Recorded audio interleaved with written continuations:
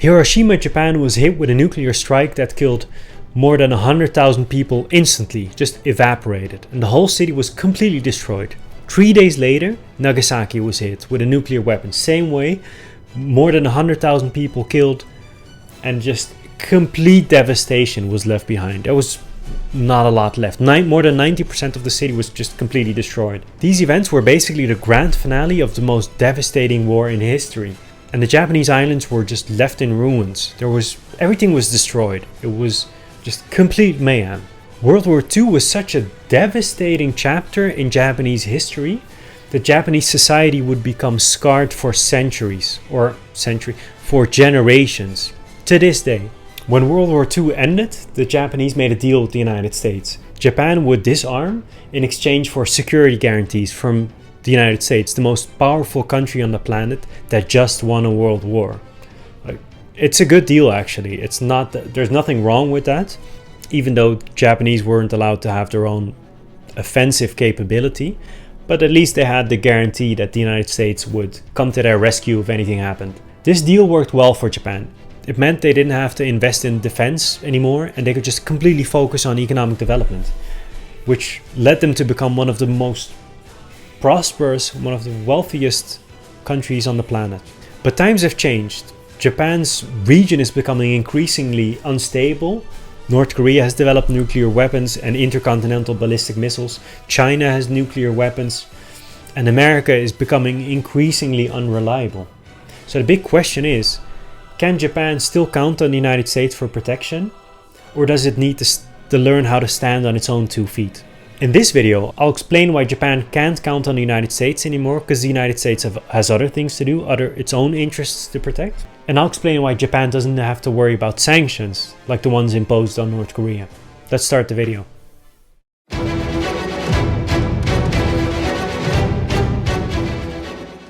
The impact of World War II on Japanese society cannot be understated.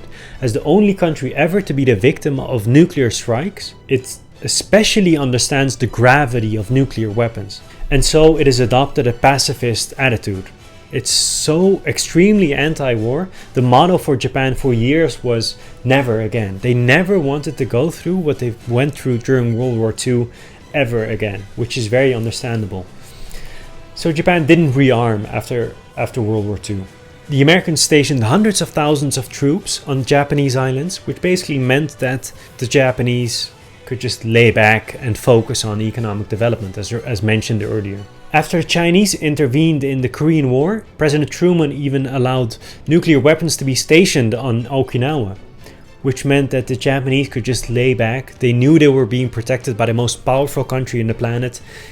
With nuclear weapons even, it didn't have to worry about anything. Even when China tested its first nuclear weapon in 1964, the Japanese population was just calm and collected. It didn't have to worry about anything.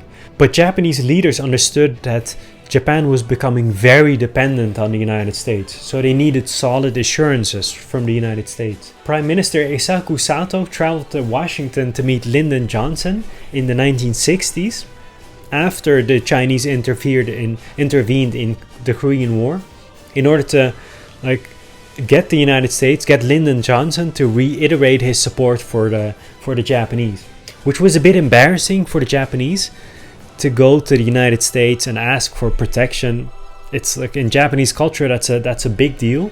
But the Japanese leaders had a trick up their sleeve.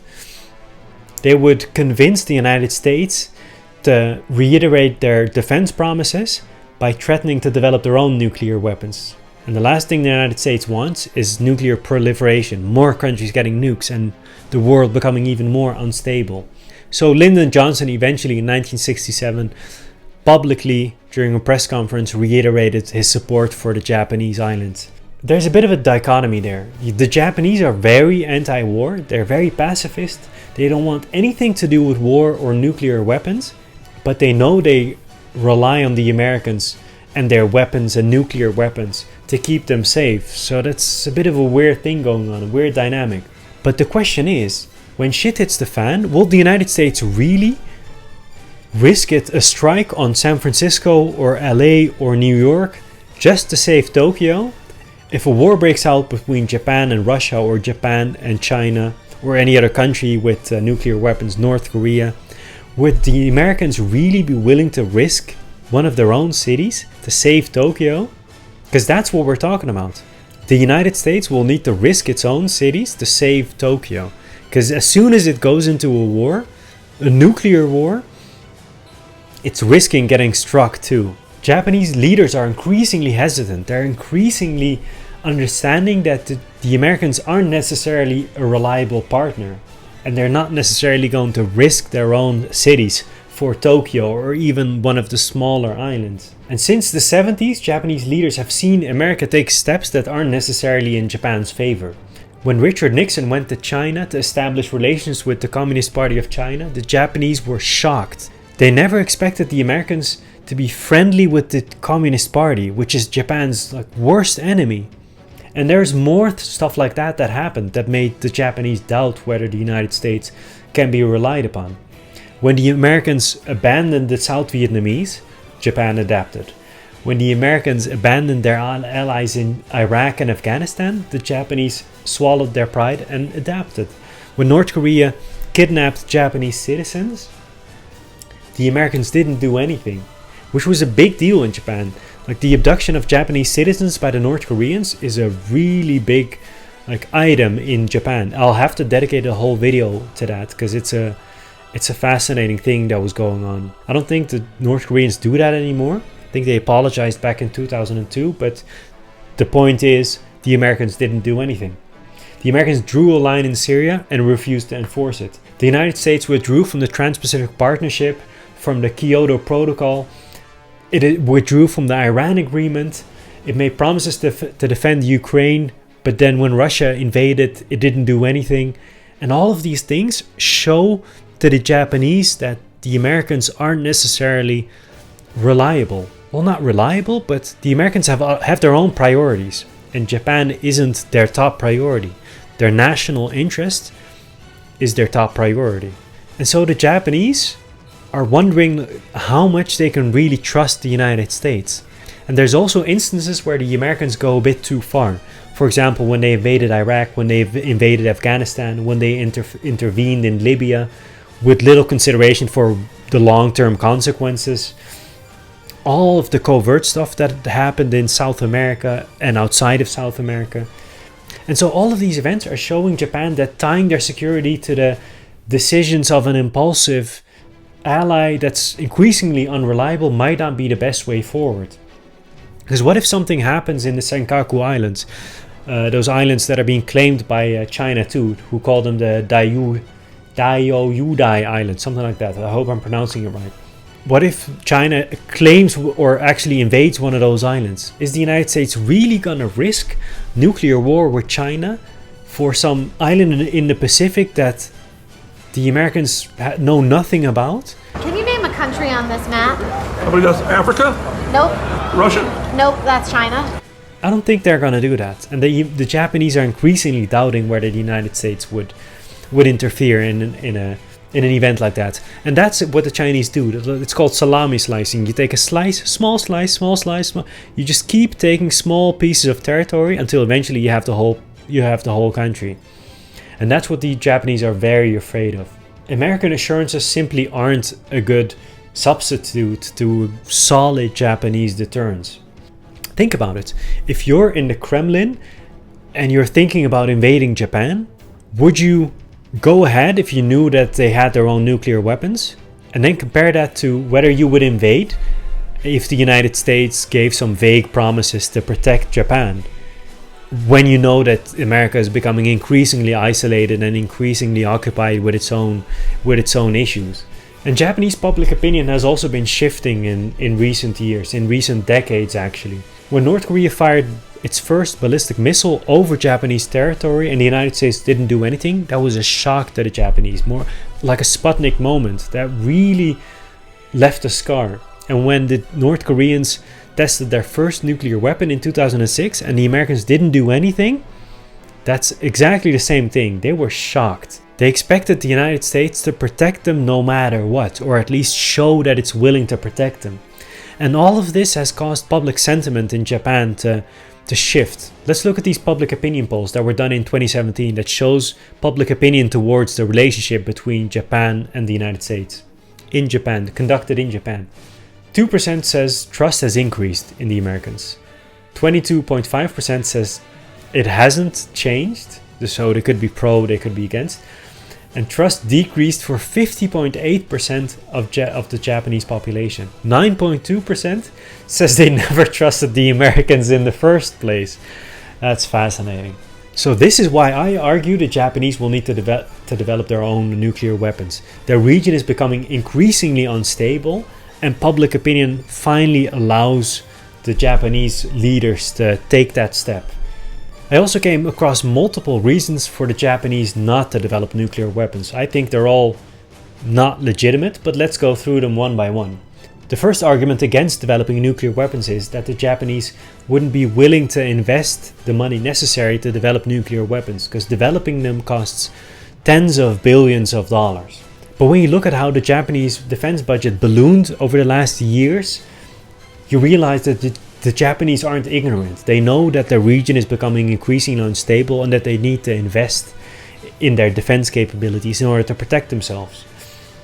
Their defense budget is around 1% of GDP, which is very low compared to, let's say, the NATO standard is 2%. A country like Saudi Arabia is at 7%. So a wealthy country like Japan is capable of raising its defense budget from 1% of GDP to 1.2 or 3 or whatever is necessary to develop nuclear weapons. Another argument is that the international community would respond with sanctions like the ones imposed on North Korea, which isn't a credible argument in my opinion, because when you look at the Pakistanis or the Indians, when they developed nuclear weapons, initially they were met with hostility and shock from other countries, but very soon afterwards they were immediately welcomed back into the international community and everyone forgot about it. There's no sanctions on India now or Pakistan, or at least not related to developing nuclear weapons. The most reasonable argument I've heard against Japan developing nuclear weapons is the nuclear proliferation one. Other countries developing nuclear weapons, because Japan did so.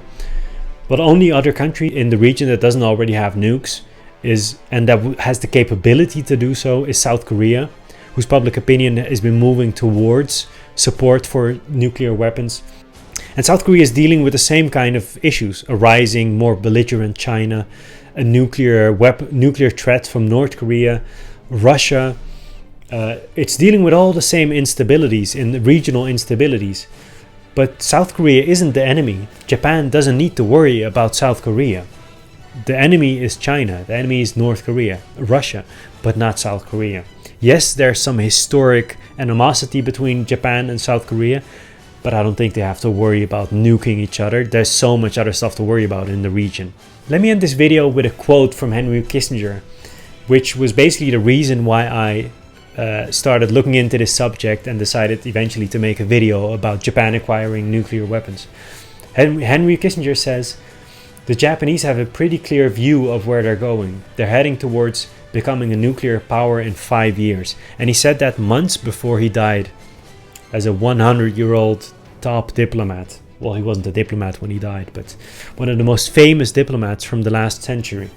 I do agree with Henry Kissinger. I think Japan can only credibly deter its enemies by developing nuclear weapons. I think they're going to develop them in the 2020s. There's 6 years to go. Let's see if Henry Kissinger and me are correct. I hope I'm wrong. I hope the whole idea of deterring your enemies by developing nuclear weapons is just an outdated way to go, and by 2029 every country that has nuclear weapons has decommissioned them. It's not that I like nuclear weapons, I'm just saying it's a credible way for the Japanese to deter their enemies, but I hope it's not necessary. And so that was it for today's video, guys. These are the reasons why I think Japan will need to develop nuclear weapons. If you enjoyed the content, like the video, subscribe if you want to see more. I upload videos like these every week. I'll see you in the next one.